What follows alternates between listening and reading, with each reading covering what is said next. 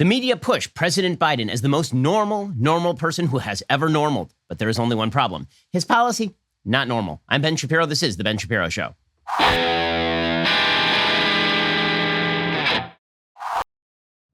Today's show is sponsored by ExpressVPN. Stand up for your digital rights. Take action at expressvpn.com/Ben. Well, you may have noticed the government preparing to spend more money than has ever been created by man or God. It's pretty impressive stuff. That means that you probably should be looking to diversify your investments at this point. We are now at the mercy of one-party control, an agenda driven by tax and spend economics. Forget about the social ramifications. Fiscally, you can expect compounded growth of the national debt, the systematic devaluation of the United States dollar. So there really is only one question. What are you doing to protect your savings? Well, what you should be doing is at least diversifying a little bit into precious metals. Birch Gold Group can help you with that. Birch Gold Group will help you diversify a portion of your savings in IRA or eligible 401k into an IRA backed by gold and silver. They are the premier precious metals IRA company in America with an A+ Better Business Bureau rating, countless 5-star reviews, thousands of satisfied customers. There's a tidal wave of inflation coming. Gold is your hedge. Text Ben to 474747 for your free information kit on precious metals IRA or to speak with a Birch Gold representative today. You can't afford to be left standing, holding the bag as the government proceeds to make your savings worth very, very little. Instead, you should at least diversify, right? That's the smart thing to do. Every financial advisor will tell you to diversify. One great way to diversify precious metals. Time is running out. You can protect your savings right now. Text Ben to 474747. Talk to my friends at Birch Gold Group again. Text Ben to 474747. Okay, so years ago, there was a trend in fashion. It was called normcoring. Okay, normcoring is a term that is a mashup of two terms, normal and hardcore, right? You were hardcore normal was the basic idea of this. The term was coined in 2013. There was a trend casting group called K-Hole, and they published a report in which they talked about normcoring. The idea was to blend into the crowd. You were going to start wearing like J. Crew clothes and stuff from the Gap, right? This was normcore. You're going to be militantly normal. Okay, so this is the media's attempt to do, Biden is the normcore guy. That's what they're going to do. So Biden campaigned in 2020 as, I'm going to return to normalcy, right? This is so crazy. Everything is nuts. And of course, this was the call from the moment that Trump entered office was, we can never pretend this is normal. This is not normal. Every single thing Trump did was, this is absolutely not normal, even if it was totally normal. Right? If he fired a U.S. attorney, which he had every power to do and happened pretty regularly when an administration enters office, it was, this is not normal. We cannot pretend this is normal. Now, there are a lot of things about President Trump that weren't normal, right? I mean, President Trump liked to tweet a lot. President Trump liked to say crazy stuff on a fairly regular basis. President Trump was certainly the only person, as the president of the United States, who have uttered the word covfefe, right? President Trump, a lot about him that wasn't normal. But here was the weird thing for a lot of conservatives about President Trump. While he himself was not a normal human, and while he himself was this garrulous and bloviating real estate reality TV star, right? I mean, that's what he was. Many of his policies, super normal, right? Restoring America on the military stage, perfectly normal. Lowering taxes, perfectly normal. Putting in place judges who are going to properly interpret the law, perfectly normal, right? His actual policy was super normal compared to the absolute abnormality of the Obama administration, which radically moved us in the direction of identity politics, which revised the relationship entirely between the United States government and the American citizen, which completely racialized American politics. If you compare not the personal manner and affect of the commander-in-chief, right? If you compare the personal affect of the commanders-in-chief, Barack Obama was more normal than Trump, and Biden is more normal than Trump. If you compare the policy, Trump was more normal than both, like a lot more normal than both. Because if you look at the shift of radical change was coming from Obama. It was not coming from Trump. There was no radical change in policy. There's a bit of a backtrack on some of the radical change of Obama's policy. But even there, it wasn't as radical as you would hope if you were a conservative, right? We were still spending $4 trillion a year. We were still blowing up the amount of money that the government was spending. So his policy was a lot more normal, Trump's was, than Obama's. Now Biden comes in, and what we are going to do is we're going to say, okay, we're restoring normalcy. This was Biden's entire campaign. He's the most normal who has ever normal. What a normie. He's just a normal dude who normals for a living. Like that's all he's been. For 50 years, he has been normal. I mean, sure, he's not super normal. Sure, I mean, he's been in government service since he was 29 years old. He was elected to the Senate at the age of 29. Sure, he has spent virtually every moment since then either on the public dole or making money having been on the public dole. Sure, he doesn't actually live a normal lifestyle for most Americans, right? I mean, it happens to be true that by any American standard at this point in his life, he's a very, very wealthy man. I think his net worth is somewhere in the neighborhood of about $10 million. But he's the most normal person who has ever normal, right? I mean, he took Amtrak. Super normal guy. And the more normal they can make Biden seem, the more you are going to ignore the fact that his policy is absolutely abnormal. The more they can make it seem like Joe Biden is basically like your friendly uncle or your friendly grandpa or your friendly great-great-great-great-grandpa. The more they can make it seem like that, the less you're going to pay attention to the fact that he's actually cramming down a particular view of the United States that is wrong-headed and a bunch of policy that is super not normal. And the media are invested in this because the media are just the public relations wing of the Democratic Party. It's astonishing how fast the media have kicked into gear on this one, on virtually every front. They just, we on the right, we said, you know what, your newfound aggressiveness against the Trump administration, we find it weird because you didn't do any of that when Obama was president. And they're like, no, we're aggressive with everybody. And then Biden enters office and they just start slavering. I mean, it's the best little whorehouse in Texas for the Biden administration over there. It's incredible. And so let me give you an example. So yesterday, Jen Psaki, the White House press secretary, very normal. Everybody there is normal. Normal. Okay, so Jen Psaki, she is taking questions on her cell phone for the president of the United States. And she tweets out, last week I asked you for your questions and you delivered. Answered a bunch here and looking forward to doing this again soon. Spoiler, revealing POTUS's favorite ice cream. And President Biden tweeted back, can confirm it's chocolate chip. So normal, man. So normal. I mean, he's so normal that his favorite ice cream is chocolate chip, which is like the most normal ice cream, right? I mean, if you said vanilla, then you'd be like, oh, well, he doesn't like chocolate. And if you said chocolate, you'd be like, well, probably he doesn't like vanilla. So, and if you said cookie dough, you'd be like, well, you know, there are a lot of carbs in there. So instead, he was just like chocolate chip. And everybody's, wow, look how normal that guy is. That guy is so normal. I've never met somebody as normal as Joe Biden. So Yasha Monk, whose writing I typically like at The Atlantic, he immediately tweets out, it's so nice to have a boring president. Okay, and that's going to be the theme. He's a boring president. Now, you can have a boring man who is president without him being a boring president. This is the thing. You can have a boring man who is the president of the United States without the presidency being particularly boring. Okay, Woodrow Wilson, extraordinarily boring human being, or like just a bore from top to bottom. His presidency was one of the worst presidencies in American history. It was characterized by vast amounts of terribleness. You have perfectly normal people as president of the United States, and yet the presidency is not boring because it turns out the presidency is not just the personality. The presidency is what you do with the power. The presidency is the policy that you implement that affects, at this point, 330 million Americans. Yasha Monk then followed up. He said, folks, I have no doubt that like any president, Joe Biden will get plenty of things wrong. I'll speak up when he does. But if you don't feel deep relief that we now have a decent and competent man in the White House, we have very different assessments of the past 4 years. Okay, well, what if I'm mostly concerned, as I was during the Trump administration, with the policy that comes out of the White House that affects me? What if I'm mostly concerned with the direction the United States moves? Now, none of that is an attempt to justify the various excesses and insanities of the Trump White House. But I think that we can acknowledge on a baseline level that the policy pursued by the Trump administration was shockingly normal. Again, for a president who is definitely not a normal dude, that was a shockingly normal policy White House. And then we get this, which is he's so normal, guys. He's so normal we can go to sleep. We can just go to sleep. We don't even have to do our jobs here in the media. In fact, it's over. We no longer have to worry about anything. Okay, so the normcoring, the attempt to pretend that Joe Biden is like the most normal person who has ever lived is so in swing on the left. I mean, to the point where they are now out there taking the least normal parts of Biden and making them normal. It's pretty incredible. So here's Brian Stelter, who, reliable sources, he's supposed to be the media watchdog. And instead, of course, he is just Joe Biden's lapdog. Here he was. Honestly, my new nickname for the establishment media when it comes to Democratic administrations, they're the human centipede. They're just the human centipede. Anyway, here's Brian Stelter explaining that Joe Biden is making news boring again. He's making news boring. See, here's the thing. If you were a news person, Brian Stelter, the news would not be boring. He's pursuing some fairly radical policy right off the bat. We'll get to that in a moment. But it's boring because you see, all you wanted to cover, Trump made their job so easy. He really did. The reason that Trump made their job easy is because every day they would get up, they would look at Trump's Twitter feed, and that would decide what they covered that day. He would literally just tweet out the news cycle. He'd be like, this country is a bleep hole. And be, oh my God, that's 12 hours of content. Get me a panel. Jamel Hill. I need on air right now. Get Michael Eric Dyson on the phone. Stat, the president tweeted out that a country is a bleep hole country. And everybody's like, okay, yeah, that's like not great, but I'm just wondering what that has to do with policy. I'm like, no, not normal.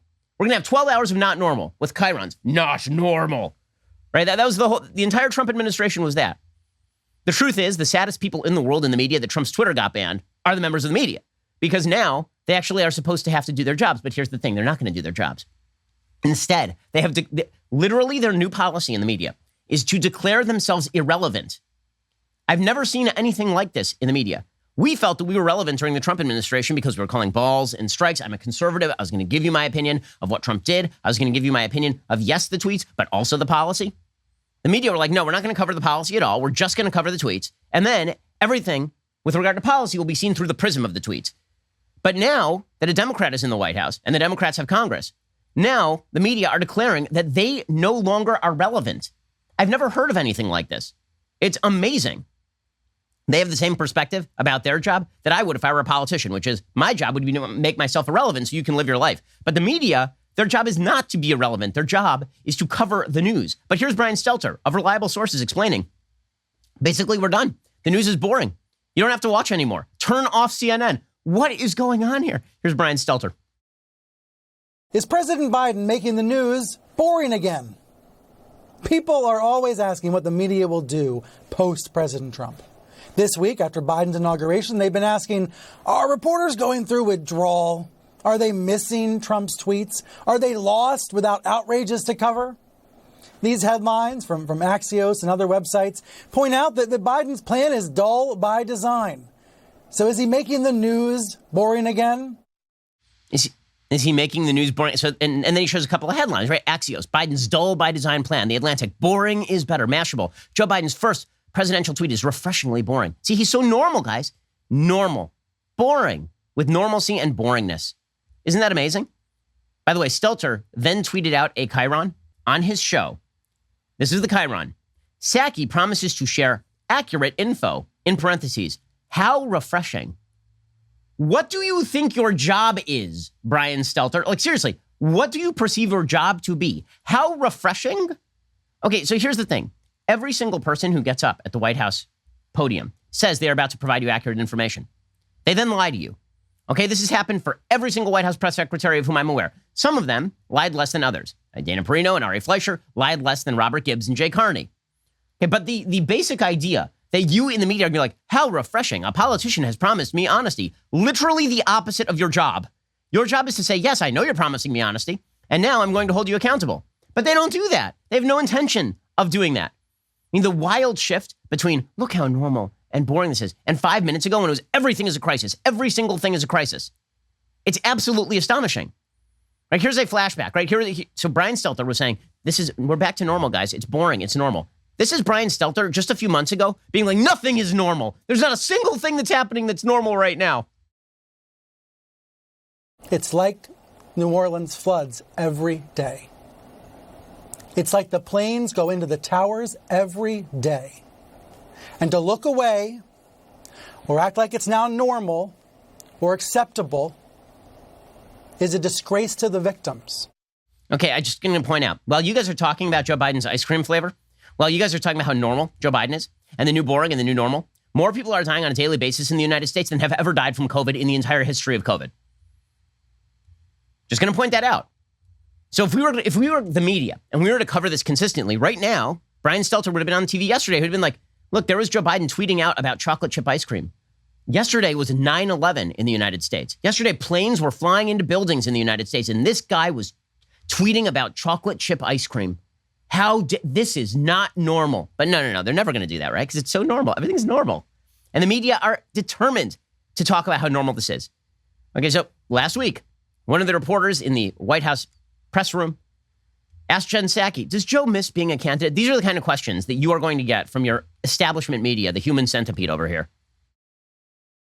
Presidents and candidates have some events where they're fun for the candidate. The big crowd on the acceptance speech at the convention, the big crowd at the inauguration, big rallies.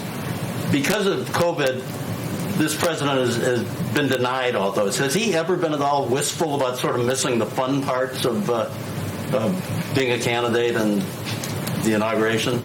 Look at how Jen Psaki's face reacts to that question. So Jen Psaki's face is like, it's like when one of my kids asks a cute question to my wife. That is what that looks like. She's looking at this reporter like he's her child, asking a dumb but sweet question. Because that is a dumb but sweet question. Does he ever feel like he missed out on having big crowds, Joe Biden? Does he ever feel like he missed it? In the first 48 hours of his presidency, he signed into law 13 executive orders, many of them extremely radical. And your question is, did he miss out on having crowds? You guys, I wonder why no one trusts you. Seriously, no one trusts you. And meanwhile, the media are just, they're openly declaring themselves irrelevant. It's unbelievable. Again, I keep coming back to this because it's astonishing to me. I almost can't fathom doing this. It's the opposite of what everyone else in life does, which is you make it relevant to everybody else what your job is. Right? But the media, whose literal job is to cover the news, they're like, well, I guess there's no more news to cover. I guess we won't cover it anymore. So Glenn Kessler, who is the fact checker at the Washington Post, he's like, you know what? We're not going to need to fact check them like Trump. We had a running list of the number of times Trump lied. We're not going to have to do that with Joe Biden because he's a truth teller, guys. He's a truth teller. Here is the editor and chief writer for the Washington Post fact checker, Glenn Kessler, announcing we don't need to fact check them the way that we did Donald Trump. No, they would no. I assume the Biden, I did 5 years of Obama, and I assume the Biden presidency will be a lot like the Obama presidency in that they will be responsive and will be able to quickly back up what they're saying. And occasionally the president will go off kilter, particularly when he's, speaking extemporaneously and not following something a script that had previously been fact-checked. In the very first press conference, Jen Psaki and Biden, by the way, lied repeatedly about the idea that there was no vaccine plan. Lied repeatedly about it. That's a big lie. That's not a small lie. That is a very, very large lie, is the idea they were handed nothing. The day of the inauguration, over 1 million vaccinations were performed in the United States. They were not handed nothing. Okay, if Trump had come in and be like, there was no plan at all, none, zero plan, I have to ramp this up from zero. Everyone like, that's a lie. That's not true. How dare he? And now they're like, you know what? It'll just be like the Obama. Yes, it will be like the Obama administration that Obama repeatedly lied. People in his administration bragged about lying to you guys, and you guys insisted they were honest to you. Like an abused girlfriend, the media. I know my boyfriend cheats on me regularly, and he meets up with like random strangers and does blow in the bathroom, but he's really a good guy. He would never lie to me. He never, sure, I checked his cell phone and it was just full of pictures with him and Instagram models, but he would never cheat on me. Stop that. Why are you saying that about him? Stop it. This is your media. Amazing. My favorite is that they continue to bring Jay Carney on TV to talk about the integrity of the Biden administration. Talk about somebody who has a bit of a rooting interest. Jay Carney was the press secretary for Barack Obama. He worked with Jen Psaki. And here he is like, who's got a lot of integrity? I mean, I'm going to shock you with this. You know who's got a lot of integrity? The people I agree with. Here's Jay Carney.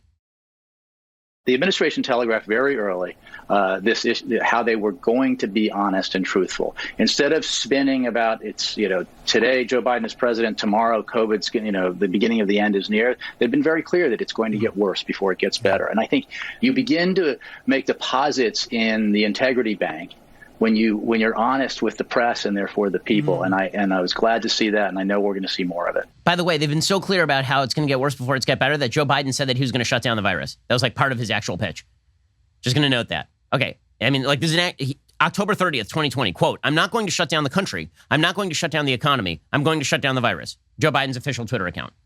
Okay. But so much honesty, guys, happening. So much honesty. Okay. But it's not just about the honesty and the integrity and the normalcy of a Biden administration. It's also about how normal Biden is on a personal level. The guy is just normal beyond normal. So my favorite piece of the weekend, I really loved this piece because I'm a watch guy, right? I like luxury watches. I don't just wear the Vincero. I have like a bunch of luxury watches at home. So I know something about watches. And there's a piece in the New York Times about Joe Biden and his watches. And now Joe Biden owns a number of very expensive watches. By very expensive, I mean that these are watches that price upwards of $6,000, $7,000, $8,000. So there's an article in the New York Times. Their task in this article, should they choose to accept it, is to turn it into a normal habit to collect watches. Now, I'm fully aware that it is not a normal habit to have many expensive watches. I know this because like 5 years ago, I didn't have any expensive watches. And it was a luxury that as I was able to afford it, I was able to indulge in that luxury. But it is not a normal thing. It's not a normal thing. When I give watches to friends and family, which I do fairly regularly, when I do that, it's like a big deal to them. As it should be, because these are expensive watches. So the New York Times has to somehow come up with the idea that Joe Biden is the super normalist guy who ever normaled, well, he has super expensive watches. So here's how they do it. Listen to this. I love this so much. The article is titled, Joe Biden, Watch Geek in Chief. Recent presidents not named Trump have tended to wear everyman timepieces, such as Timex and Shinola. Here's what the piece says. President Biden may cast his arrival in the White House as a return to business as usual at 1600 Pennsylvania Avenue, but there's at least one way he's breaking from prevailing presidential tradition. He wears a Rolex. At his inauguration, Mr. Biden laid his hand on the family Bible wearing a stainless steel Rolex Datejust watch with a blue dial, a model that retails for more than $7,000, and is a far cry from the everyman timepieces that every president not named Trump has worn conspicuously in recent decades. Okay, so here's cheat number one. How much does the watch cost? So it's a Rolex Datejust, right? That's a nice watch. That's a very nice watch. How much does that cost? So they say that it retails for more than $7,000. How much more? They click through to the link. If you click through to the link, the answer is it retails not for about $7,000. It retails for $7,900, almost $8,000. So instead of them wording it as the watch is worth almost $8,000, they word it that the watch is worth over $7,000. Interesting how they do that. Okay, then they say, to many, a president wearing a luxury watch might not seem unusual. Shouldn't the leader of the free world wear a power watch befitting his position? Never mind that it costs the equivalent of a dozen or so stimulus checks. That concept was widely accepted once, back when Dwight D. Eisenhower and Lyndon Johnson posed guiltlessly for Oval Office portraits wearing gold Rolexes. Not for nothing is Rolex's storied gold day-date model known as the President.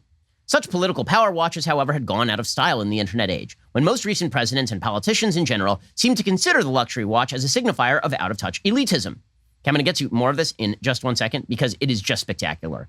The way that the New York Times twists Joe Biden owns expensive watches into, but look how normal he is while owning expensive watches is it's amazing. It's really great. We'll get to that in just one second. First, let's talk about the fact that you don't have a bunch of money to spare. Instead, what you need to do is not spend time at the post office and save money on all of the packages that you are sending on a day-to-day basis. This is why you need to head on over to Stamps.com. Stamps.com allows you to mail and ship anytime, anywhere, right from your computer. You can send letters, ship packages, pay a lot less with discounted rates from USPS, UPS, and more. Here at Daily Wire, we have been using Stamps.com since 2017. We don't waste our time and we don't waste our money. Stamps.com brings the services of the U.S. Postal Service and UPS right to your computer. Stamps.com is a must-have for any business. With Stamps.com, you get discounts of up to 40% off post office rates and up to 62% off UPS shipping rates. Not to mention, Stamps.com is a fraction of the cost of those expensive postage meters. Stamps.com, it's a no-brainer. It saves you time. It saves you money. It's no wonder nearly 1 million small businesses already use Stamps.com. So stop wasting your time going to the post office and go to Stamps.com instead. There's no risk. With my promo code Shapiro, you get a special offer that includes a 4-week trial, plus free postage and digital scale. No long-term commitments, no contracts. Just go to Stamps.com, click on that microphone at the top of the homepage, type in Shapiro. That is Stamps.com, promo code Shapiro. Again, that is Stamps.com, promo code Shapiro. Okay, so back to the New York Times attempting to turn Joe Biden's watch habit into a Normcore thing. So they say that Bill Clinton used to wear a Timex Ironman, and George W. Bush wore a Timex Indiglo. The choice of a watch that cost $50 or less was either a man of the people's statement, says the New York Times, even though Mr. Bush was an oil scion who went to Yale, or a masterstroke of old money preppyism, where any hint of gilded glimmer is considered vulgar. Barack Obama, too, avoided heirloom-level timepieces. During his presidency, he opted for mid-priced all-American watches by Shinola, or a sporty watch by Jor Gray, based in Southern California, that cost less than $500. This may come as a shock, but Trump shattered those norms. He remained on brand during his term, flashing mogul-worthy gold, what else, watches by Patek Philippe, Rolex, and Vacheron Constantin, right? Those are very, very expensive watches. Which brings us to Mr. Biden, who seems to balance both horological sensibilities, horological meaning having to do with watches, who seems to balance both horological sensibilities and is unafraid to show off his house Swiss watches, all stainless steel, including his Rolex, an Omega Speedmaster Moonwatch Professional, and an Omega Seamaster Diver 300M. Both of which retail for around $5,000 or $6,000. Okay, that, first of all, depends on the model you're looking at. The Moonwatch Professional very often retails about $8,000, and the Omega Seamaster Diver 300M, depending if you're getting like the Bond edition, that also retails at about $8,000. So what you're talking about is at least $20,000 worth of watches, is what you're talking about right here. Here's the New York Times. To be fair, none of Mr. Biden's watches scream luxury, at least to watch connoisseurs who are acclimated to the thin air of Swiss watch prices. Wait, they don't scream luxury? Really? Do they not?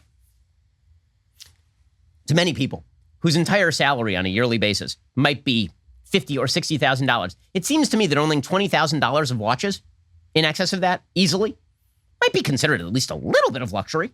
Just a little. Again, there's nothing wrong with this, okay? I'm not anti-collecting luxury watches. I collect luxury watches.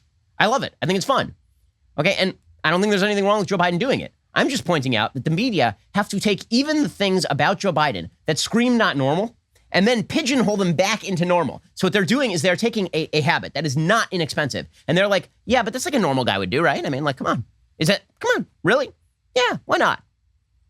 His Rolex Datejust, for example, is considered an undisputed classic, but in another sense, almost could be regarded as entry level for a brand with head turners that quickly climb into the five figures. So you're saying the Rolex Datejust, which is like eight grand at retail. You know, yeah, that's a really expensive watch. Yeah, that's like a used car right there. But, and Joe Biden is Captain Normalcy who takes Amtrak. So it's a little incongruous. And we wouldn't want to betray the fact that Joe Biden is worth $10 million, owns 3 separate houses. Like, we wouldn't want to do any of that because that seems not normal. But, you know, here's the thing. If you look at it in a certain way, a Rolex Datejust is actually just like a Timex. Like, if you compare a Rolex to other Rolexes, it's just like a Timex. Because the Datejust is one of their down model brands, right? It's like, if you look at the Datejust, that's like one of their lesser expensive watches. Okay. I could say the exact same thing. This is going to be very specific about the Patek Philippe Calatrava. Okay, Calatrava is the baseline of Patek Philippe. Patek Philippe is in the HBO show Succession. There is a great line about Patek Philippe. The line is uttered by one of the sons-in-law of the mogul who's supposed to be kind of Rupert Murdoch, and he wants to give his father-in-law a Patek Philippe. And when he gives him the watch, he says, it's a watch that tells you how rich you are. Right? So Patek Philippe, the baseline Calatrava model, if you buy it new, is going to cost you almost $20,000. Okay, that's a very, very upscale luxury line. But compared to other Patek Philippe's, which can run all the way up to $1 million, that's really down brand, right? It's like a Timex. So Rolex Datejust, it's just like a Timex if you compare it to, you know, like the Rolex Daytona. Or if you compare it to, you know, the Rolex Seamaster, right? If you compare it to the Yacht Master, whatever it is, the Sea Dweller, the James Cameron Sea Dweller. Okay, come on, like you're working too hard here, guys. Likewise, his Omegas do not connote fanciness, at least in the eyes of watch snobs. The Moon Watch, while Swiss in origin, has been embraced as an American emblem ever since the Apollo 11 astronauts wore the story model to the moon. They do connote fanciness, actually, because they cost a lot of money. Also, they're like the Seamaster's a brawny scuba watch worn by Daniel Craig's bone-breaking James Bond. That doesn't connote fanciness. James Bond is literally the guy who wears a tux with the Seamaster. Okay, so they are working so hard. So here's how they finish. You ready? Whether a conscious fashion statement or not, the high-end but macho watches suggest that even at 78, this former high school football star of the Kennedy years still wants to be seen as a he-man, rugged and young at heart. See his aviator sunglasses. They also embody a classic version of the American dream, that anyone, even a kid from Scranton, can make it to the pinnacle of power. Then again, he may just wish to make it to White House meetings on time. Oh, so normal, guys. Like, he's the American dream. Now, if a Republican wore an expensive watch and came from nothing, right? If the New York Times were to do an article about the fact that I own expensive watches, do you think that it would be really rooted in Shapiro grew up in a 2-bedroom home of 1,100 square feet, sharing a room with 3 siblings with 1 bathroom, right? So 6 people, 1,100 square feet, 1 bathroom, 1 phone, right? Do you think that it would be about the rising from humble beginnings to be able to own an expensive watch? Or do you think it would be like, look at that elitist with his expensive watch and blah, blah, blah. But it's Joe Biden, guys. He's so normal. He's so normal. I mean, sure, he owns a house in Wilmington, Delaware. That was the property was purchased for $350, and the property's now worth more than $2 million. Sure, he has another one in Rehoboth Beach, Delaware, that's worth like $3 million. And sure, they rented a house in McLean, Virginia, that is over 12,000 square feet. But he's a normal dude. He's so normal, so much normalcy. Wow, just unbelievable levels of normalcy. Okay, so this is the goal. The goal is we are going to push Joe Biden as a normal human. And the reason we're going to push Joe Biden as a normal human is so we don't have to cover the fact that his policy is absolutely abnormal. And that's the thing. The more you pretend he's normal, the less you have to focus on his policy. So, for example, he just killed the Keystone XL pipeline. That's not a normal thing to do. It just killed at least 11,000 American jobs. It pissed off our northern neighbors in Canada. Ted Cruz asked Pete Buttigieg about this, and Buttigieg was like, well, yeah, I understand we're killing lots of jobs, but you have to understand that overall it's going to create jobs. No, it's not. It's not, okay? It is not a normal policy to kill Keystone XL. But we have to, this is a boring presidency, guys. Stop paying attention to the policy. Here is Ted Cruz with the hoping for the incoming Secretary of Transportation, Pete Buttigieg. Well, I think the most important thing is to make sure that we make good on the promise of the president's climate vision as being one that, on net, creates far more jobs, millions, we hope. I know that won't just happen. We'll have to do a lot of work to make sure that's real.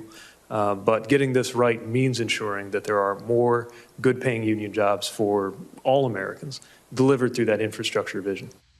Right, so normal to just kill 11,000 jobs for no real reason. Also normal, federal agents were firing tear gas to defend an ICE facility in Portland over the weekend. Remember when that was fascist?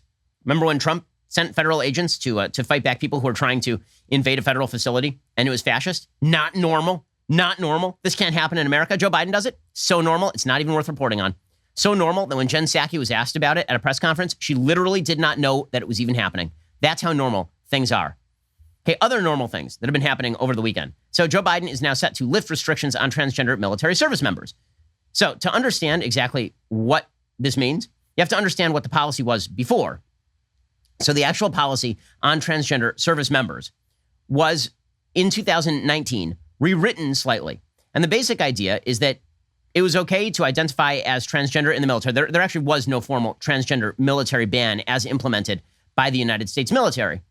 But the actual transgender military ban was designed to prevent essentially people from joining up and then suffering from severe mental illness, gender dysphoria, and then needing transgender surgeries. That's what it was designed to do, right? So the policy allowed that if you wanted a transgender surgery, the military could discharge you because now you're basically joining up and then you required surgeries that shouldn't be paid for by the taxpayer was the basic idea. Biden is now reversing that.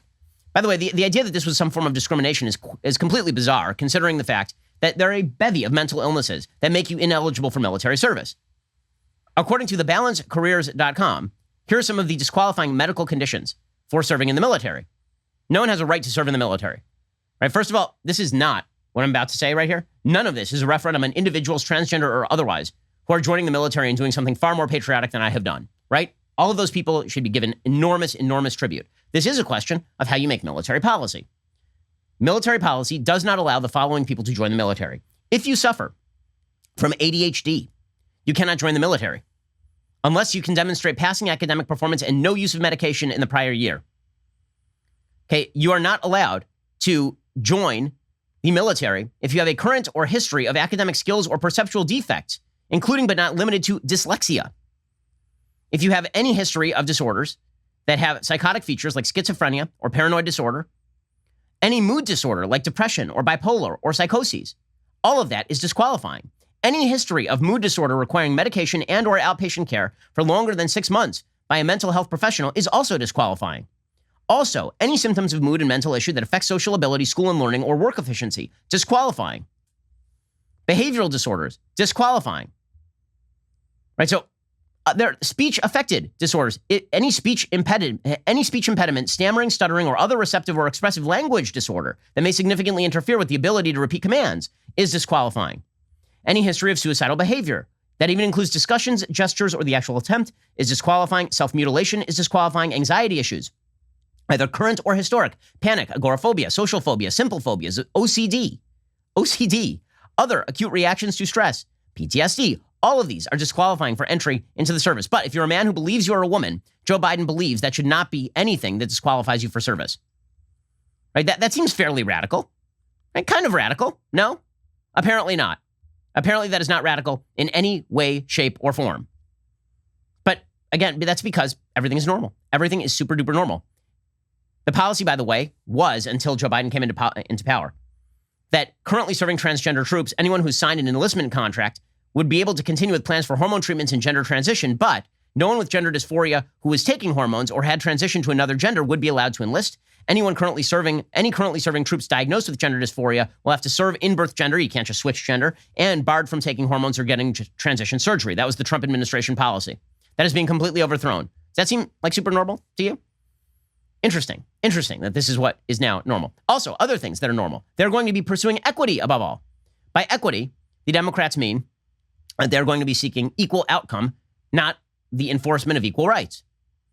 According to the New York Times, in his first days in office, President Biden has devoted more attention to issues of racial equity than any new president since Lyndon Baines Johnson, a focus that has cheered civil rights activists and drawn early criticism from conservatives. In his inauguration speech, the president pledged to defeat white supremacy, using a burst of executive orders on day one to declare that, quote, advancing equity, civil rights, racial justice, and equal opportunity is the responsibility of our whole government. He has ordered his coronavirus response team to ensure that vaccines are distributed equitably, not on the basis of risk, equitably. His $1.9 trillion recovery plan targets underserved communities by calling for paid leave for women forced out of jobs, unemployment benefits that largely help black and brown workers, and expanded tax credits for impoverished Americans who are disproportionately non-white. So they are looking at equity issues above all, right? Not freedom, equity. But don't worry, guys, this is all normal. This is the new normal because Biden's a normal guy. So don't pay any attention to what his actual agenda is. Just pay attention to the fact that he's a normal dude who likes chocolate chip ice cream. And even though he wears expensive watches, it's like a normal guy wearing expensive watches, not like a rich guy wearing expensive watches. Okay, in a second, we're going to get to more of the abnormal policy and what it means for the country. We'll get to that in just 1 second. First, let us talk about the fact that your most valuable asset is probably your home, right? Particularly it's your home title. So nobody's going to steal your home because that's not really a possibility, but your home title can be stolen. Okay, the legal titles to our homes, they are kept online where they can be hacked. A cyber thief finds your home's title, forges your signature on a quitclaim deed, stating you sold your home to him, then takes out a loan against your home until all the equity is gone. You're not going to know until the collection calls pour in. You're not protected by your bank or common identity theft programs. Home Title Lock can protect you. In the unlikely event you become a victim of title theft while you're a member, Home Title Lock will spend up to $250,000 in legal fees to help restore your home's title. So head on over to HometitleLock.com, register your address, and see if you are already a victim. Then use code RADIO for 30 free days of protection. That is code RADIO at HometitleLock.com. Again, check them out at HometitleLock.com. The last thing you want to do is leave your most powerful and most valuable asset exposed to the gentle predations of people who would like to steal your money. Go protect your home title today. Head on over to HometitleLock.com. Use code RADIO for 30 free days of protection. Alrighty, we're going to get back to this in just one moment. We're also going to get to impeachment talk and cancel culture. There's a lot going on over the weekend, plus COVID. Okay, we got to talk about Anthony Fauci for a second. We'll get to that in a second. First, Daily Wire, we are taking back the culture. We are starting with entertainment content. Earlier this month, we released our first film, Run, Hide, Fight, exclusively for Daily Wire members. You can catch it over at dailywire.com, on our mobile app, or on our streaming apps at Apple TV and Roku. If you're not a Daily Wire member yet, use promo code RHF to get 25% off. That is RHF for 25% off. The early critical reviews for the movie, terribly negative. Of course, because those are the kinds of movies that we probably will be making, the stuff the critics hate, but that you love. Audience scores have exploded. We picked up Run, Hide, Fight after Hollywood studios turned away from the quote-unquote distasteful subject because it didn't include leftist talking points and celebrated actual bravery. Run, Hide, Fight follows a 17-year-old girl who fights back against school shooters. It's terrific. It's a really, really good movie. Our viewers are loving it. And right now, you can catch it over at dailywire.com, on our mobile app, or on our streaming apps at Apple TV and Roku. If you're not a Daily Wire member yet, use promo code RHF to get 25% off. That is RHF for 25% off. You're listening to the largest, fastest growing conservative podcast and radio show in the nation.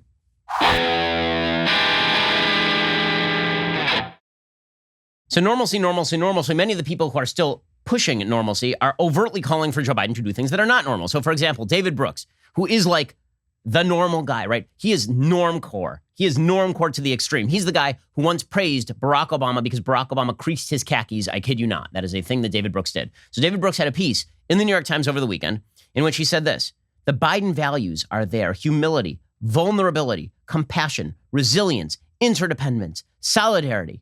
Donald Trump's patriotism was bloated and fear-based. Biden's is the self-confident patriotism he absorbed by growing up in a certain sort of country during the American century. Biden is setting the stage for a moral revival. A moral revival. Biden has the right agenda, the redistribution of dignity. And then, my favorite, he just skipped forward a couple paragraphs. He says, I was struck by how Republicans and Democrats are committed to each other across party lines, how fervently they want to break the partisan logjam. This is all the normality. And then he says this: if this doesn't work and Republicans go into full obstruction mode, Democrats should absolutely kill the filibuster. Oh, that seems normal. Oh, you mean you're going to kill the filibuster, which has been the greatest procedural check on majoritarian excesses for the past, 180 years or so? That seems like kind of not normal, actually. But no, it's super duper normal. Everything is normal. Over at the Washington Post, E.J. Dionne saying, you know what? We don't need unity. We need urgency. Because that's what normalcy is, right? Normalcy is ignoring your political opposition and just running roughshod over them. So much normalcy. Amazing normalcy happening. I can feel the normalcy breaking out all over. Just not in the policy. Everywhere else, the normalcy is breaking out all over. Speaking of normalcy breaking out all over, so Anthony Fauci now says that he feels free. He's free at last. Okay, so number one, Anthony Fauci was made the face of all of this by Donald Trump's administration. He also proceeded to botch this thing 6 ways from Sunday. I know we're all supposed to worship at the altar of Anthony Fauci, but let me just point out, Anthony Fauci has not been good. Okay, Anthony Fauci was wrong about people worrying about this in January. When we were told that Donald Trump knew and all, Anthony Fauci was saying in late January, don't worry about this. He was saying that through February, by the way. He was saying in early March, do not mask up. Then he was saying that the rate of herd immunity was going to be 70, 75%. And then later he's like, oh, I was lying. It was like 90. Whoops. I was just lying about that. Then he was in Touch magazine. You know, he was taking all the plaudits. What a hero he was. Just incredible. Well, now Anthony Fauci, who literally was on the cover of In Touch magazine while Trump was president, he's saying, now I feel free. He's so free. And so here's Anthony Fauci over the weekend explaining science will rule in the Biden administration and science will speak. Sure, the COVID vaccination terms, according to the New York Times, are going to be set through equity, not science, equity. Equity is about the idea that if you have a disproportionate number of white old people, you should ignore the elderly in favor of younger black people, right? That's what equity would dictate. Because after all, we have to have the same racial outcomes. It's not about protecting the most vulnerable. It's about equity. Here was Anthony Fauci, the greatest of all scientists. Again, in terms of doctors, it goes like Dr. J, Dr. Strange, Jonas Salk, Anthony Fauci. That's how it goes. Here was Dr. Fauci explaining that now he is free. Science will rule. Science will speak. Men are ladies. Babies don't exist until they're born. Go, Dr. Fauci. The president made it very clear that what we were going to do going forward is everything is going to be based on science and evidence and data. And science will rule and science will speak. We will be transparent. There will be bumps in the road. There will be potholes. There might be mistakes that we make. And what we're going to be doing is, instead of pointing fingers, making blame, we're going to try and fix it. Okay, so he's amazing. Now, the new day has dawned. Now, let's just be frank about this. The vaccine that's been put in place was created under the Trump administration. The vaccine plan that will be put in place will be a Trump administration plan with very, very minor tweaks by the incoming Biden administration. But don't worry, guys. Now we're back to normal. Things are going to be amazing. By the way, speaking of things that are normal, apparently Joe Biden is now going to reinstate all these COVID travel restrictions. He's imposing a new ban on South Africa. Only American citizens in South Africa can now come home. Everybody else is barred from coming in. I seem to remember when Joe Biden thought that doing this with China was a really, really bad idea. You know who else, by the way, thought it was a bad idea? Apparently Anthony Fauci in the early days thought that this was a particularly bad idea. Also, it turns out that the incoming Biden administration literally doesn't have any idea on what they are doing. But the normalcy is there, guys. It's really about the normalcy. It's about the normal attitude. It's not so much about what they do as much as the attitude. So Xavier Becerra, who is a radical leftist, okay, he was the Attorney General of the state of California. There's no reason in hell this man should be up for Secretary of Health and Human Services other than he checks particular intersectional boxes. Like, he has no history of really knowing what he is doing with regard to public health. Doesn't matter. He's going to be the incoming Health and Human Services Secretary for no reason. Again, because the way that Biden did this administration was, here are some people. Here are some positions. What if I randomly assign them? Just pick a card. Who wants to be Secretary of Health and Human Services? Bob, it's you. Very exciting stuff. Here was Xavier Becerra openly playing down the response of the Biden administration. You see, when bad things happen and you say they're going to happen, I feel like the Joker here, but this is how the media approach this stuff. If you say bad things are going to happen and then they happen, the media take it in stride. If you say bad things are not going to happen and then they happen, this means that you're a bad person. So here's Xavier Becerra being like, yeah, lots of people are going to die. Yeah, on your watch, presumably. But you won't get held to account because that's not the way the media work. I believe President Biden is making very clear the plane is in a nosedive, and we got to pull it up. And you're not going to do that overnight. But we're going to pull it up. We have to pull it up. We can do better. We can not only control COVID, but get us back to real normality. But it takes everybody, all hands on deck. We've got to make sure we're coordinating, and we are talking to people. We can't just tell the states, here's some PPE, some masks, here's some vaccines. Now go do it. No. Okay, what? That sounds like a plan. We're going to talk to people because phones are your plan. Well done. And then Becerra was asked specifically, so when are the vaccines going to be available, right? Your captain plan over here. You're saying you're going to federally coordinate this whole thing. So when can anyone who wants a vaccine get a vaccine? And Becerra's like, and And Dana Bash like, oh, sounds great. So here's Becerra. Can you give a timeline? Well, I first have to be sworn in to give you a timeline. But what I could tell you is this. President Biden has made it very clear to us. We give people straight shot information. We don't try to hide the ball. And once we have that information, I guarantee you we will share it. Can you give me a general timeline? Is your goal this summer? Well, let's put it this way. The president, before he had an opportunity to be in the Oval Office for one day, had already committed 100 million vaccine shots in 100 days. Okay, I'm just going to point out here that Fauci has already backtracked on this. So originally, Fauci said by 100 million vaccine shots in 100 days. That's not what he said. He said 100 million vaccinated in 100 million days. So 200 million vaccine shots, right? Because it takes 2 shots. Okay, then Fauci was like, nope, just meant 100 million vaccine shots. Oh, so it sounds like things are going great over there. Normalcy. Can you feel it? Can you feel the normalcy in the air? Speaking of normalcy, California, it turns out they're now lifting their stay-at-home order on all regions of California. Why, that's amazing. Just as Joe Biden took place, California is releasing everybody from their lockdown and going back to the tier system. Why, it's almost as though that's somewhat political. California was asked for its metrics, and they were like, no, we're not going to release that to you. You shouldn't know that.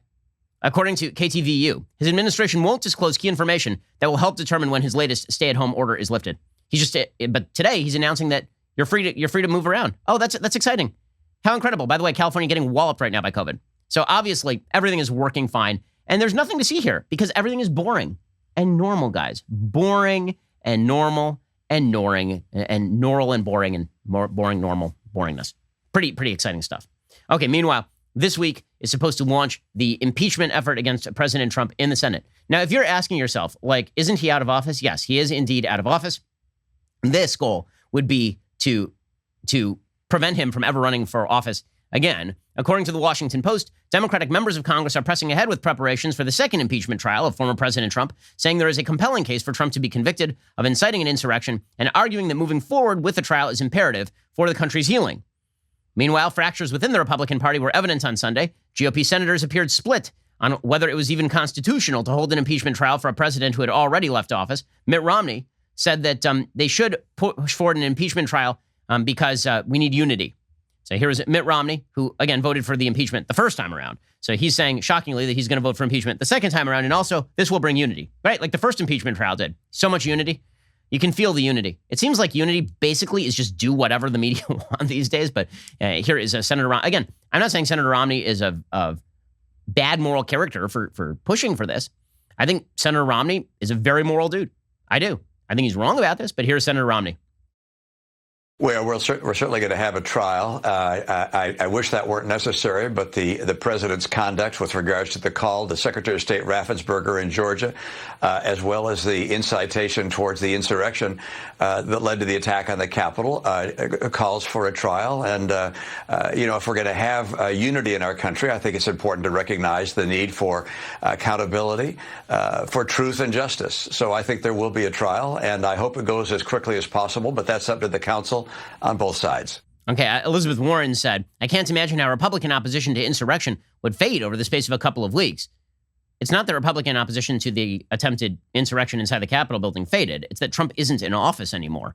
Okay, the urgency of making him go away has somehow faded when he is not the president of the United States anymore. That happens to be the case. Okay, later on the same show, Romney was on with Chris Wallace. Rubio said this was stupid and bad for America. And Mike Rounds of South Dakota, he said the same thing. He said impeaching Trump is basically a moot point. The man isn't in office anymore.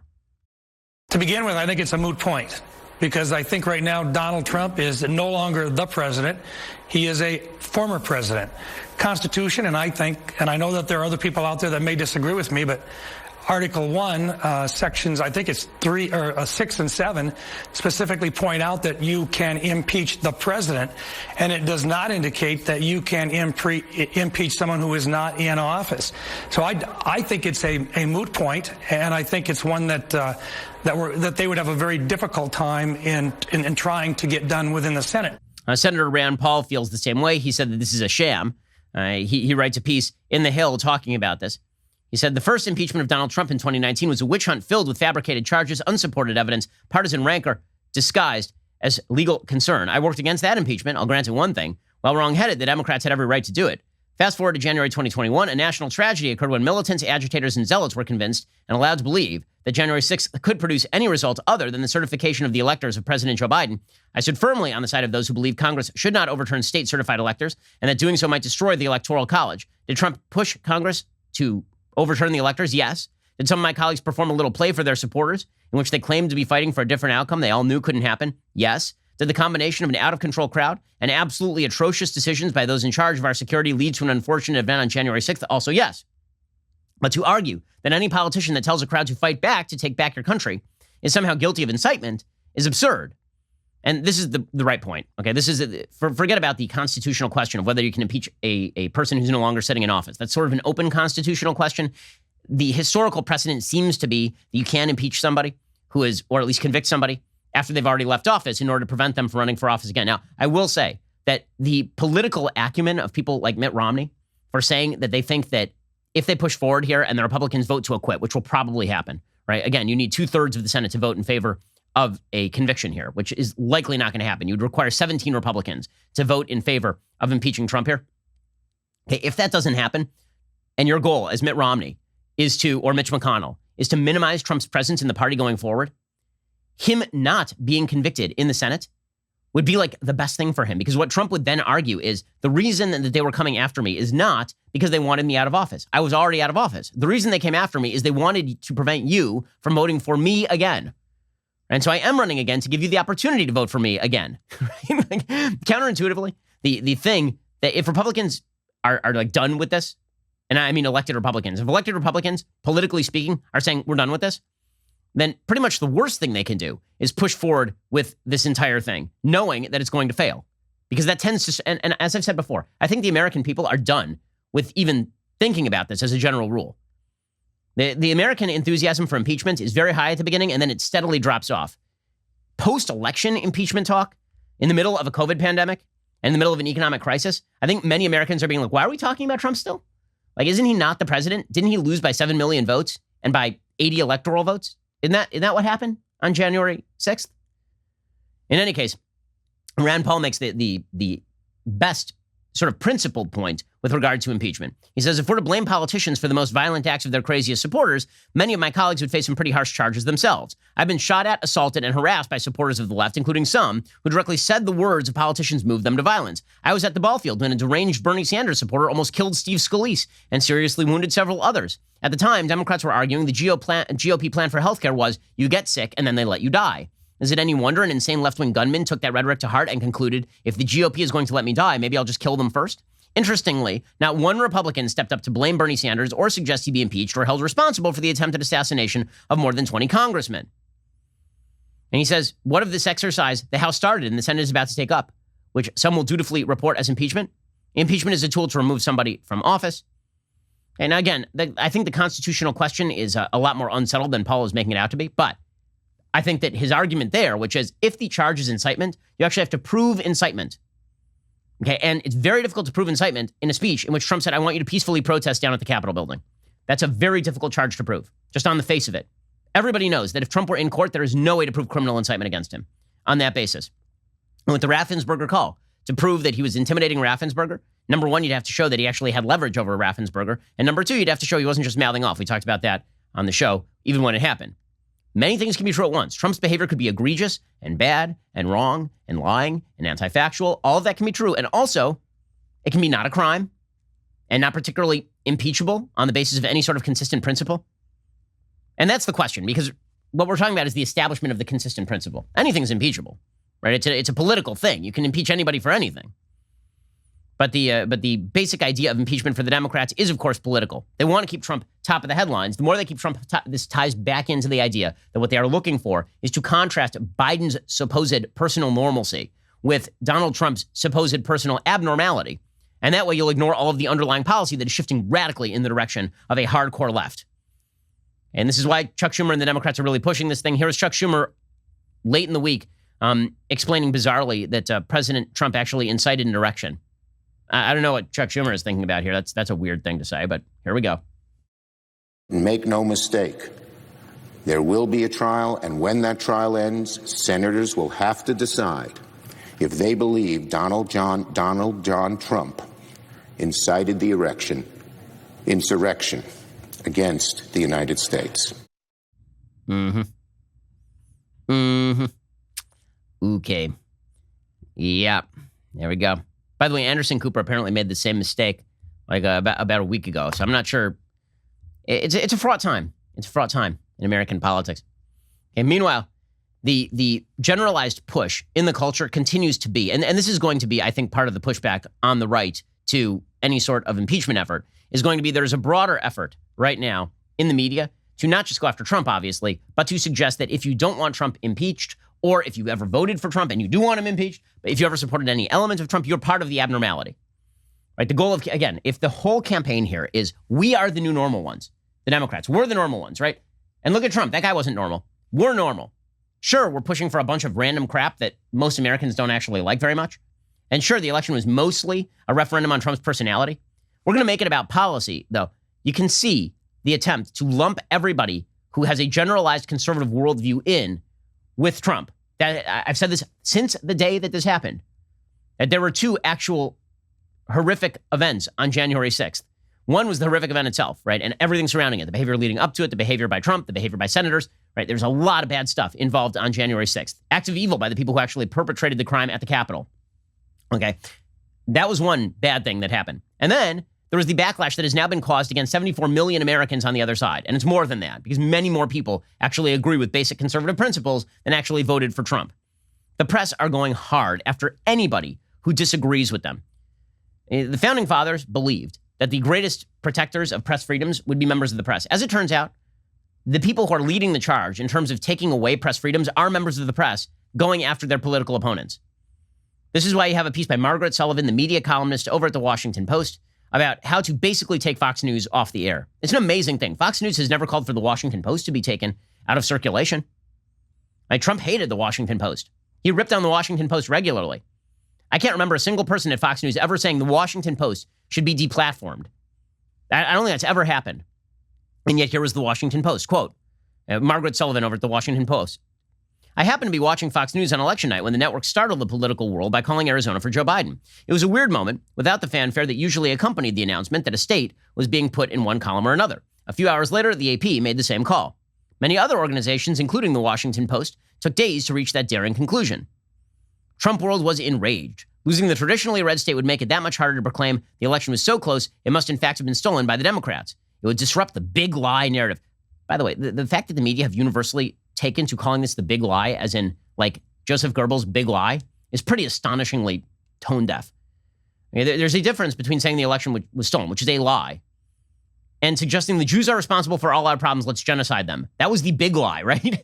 Like, if we're going to use that kind of term and capitalize big and lie, kind of ugly. Anyway, Margaret Sullivan says, last week, two key members of Fox News' decision desk abruptly departed the network. One was laid off, the other has retired. Some insiders are calling it a purge. In recent days, Fox has taken a sharp turn toward a more extreme approach as it confronts a post-Trump ratings dip, the result of some of its furthest right viewers moving to outlets like Newsmax and One America News, and some middle-of-the-roaders apparently finding CNN or MSNBC more to their liking. With profits as the one true religion at Fox, something had to change. 89-year-old Rupert Murdoch, according to a number of reports, has stepped in to call the shots directly. Most notably, the network has decided to add an hour of opinion programming to its prime time offerings. Okay, so what is the solution for Margaret Sullivan? The solution for Margaret Sullivan is to basically destroy Fox News. She says, how to get the Fox News monster under control. I do not believe the government should have any role in regulating what can and can't be said on the air, although I often hear that proposed. That would be a cure worse than the disease. But let's not count on the hope that Fox controlling Murdoch's will develop a conscience. No, the only answer is to speak the language the bigwigs at Fox will understand. Ratings, advertising dollars, profit. Corporations that advertise on Fox News should walk away. Citizens who care about the truth should demand that they do so, in addition to trying to steer their friends and relatives away from the network. When you think about Fox's role in the 400,000 U.S. lives lost to the pandemic, it's fair to call their coverage deadly. Some corporations don't want to be a part of that. If reality-based America wants to communicate clearly with Fox News, they'll have to do it in a language they understand, the language of money. So here's Margaret Sullivan calling for mass boycotts against a competing news network. Meanwhile, Armin Rosen has a terrific piece over at Tablet Mag pointing out how many journalists are now mobilizing against free speech. And it's a bunch. Over the weekend, Anand Giridharadas, an MSNBC talking head and New York University journalism professor, former New York Times writer, he tweeted, "Should Fox News be allowed to exist? Brain mashing as a business shouldn't be legal." He continued, "I'm not a lawyer, but I don't understand why you're not allowed to manufacture bucatini that doesn't have a certain threshold of iron in it, but you can broadcast brain mashing falsehoods and goad people toward terrorism." So that's pretty astonishing stuff there from a journalism professor at New York University. How about Steve Call? He's a two-time Pulitzer Prize-winning dean of Columbia Journalism School. In a December appearance on MSNBC, he decried the wide latitude of self-expression on Facebook. He said, "Those of us in journalism have come to terms with the fact that free speech, a principle we hold sacred, is being weaponized against the principles of journalism." That's insane. So free speech is bad because it undermines journalism. Richard Stengel, who is now going to be serving inside the Biden administration, he made an argument that we should have hate speech laws that are deemed constitutional. He said, "All speech is not equal. Where truth cannot drive out lies, we must add new guardrails." Masha Gessen and Andrew Morantz over at The New Yorker, they've been writing about how we should basically restrict media because free speech can't fulfill its function if people are allowed to hear dissenting views. They said the news media have traditionally borne the responsibility for ensuring that the actual purpose of the First Amendment is fulfilled. Yet Americans are content to leave this essential component of democracy to profit-driven corporations with next to no regulatory oversight. They complained that Mark Zuckerberg had given a speech in which he said free speech was good. Okay, this is, and the list goes on and on and on. The push by big name members over at the Washington Post and the New York Times, Max Boot last week suggesting that we ought to regulate outlets they don't like. Okay, the push for cancellation is incredibly strong right now. Incredibly, and it's only going to get stronger. Again, to restore normalcy, all we have to do is do unbelievably non-normal things. And then normalcy will be restored. That's exciting. I will say that there is some joy to be had, at least some schadenfreude to be had in the fun of watching the left cancel itself. So we're watching this happen on a fairly regular basis now. Because here's the thing: once you let the woke out of the cage, they just go wild, and that is what's been happening on social media. Latest to find herself in the box is Miley Cyrus. So that's exciting stuff. Miley Cyrus, who identifies as bisexual or pansexual, right? She said she's pansexual, which means she likes pans. But also, she likes both guys and girls. So she did an interview with Sirius XM's Barstool Radio where she said, "Girls are way hotter. We know this." She said that she's not interested in the male genitalia. And she suggested that everyone knows that breasts are prettier than a male genitalia, are prettier than testicles. Okay, and this is why she says that she's into girls. Okay, here's what happened. Out Magazine, which is the LGBT magazine, tried to cancel her for saying this. So she says that she is interested in lesbianism because of her physical attraction to women. And Out is like, that's transphobic. I will admit, that's hilarious. That's really funny. Here's what Out Magazine wrote about all of this. A person named May Rude wrote all of this. Okay, here's what this person wrote. I don't know what the person's gender is because I have no idea.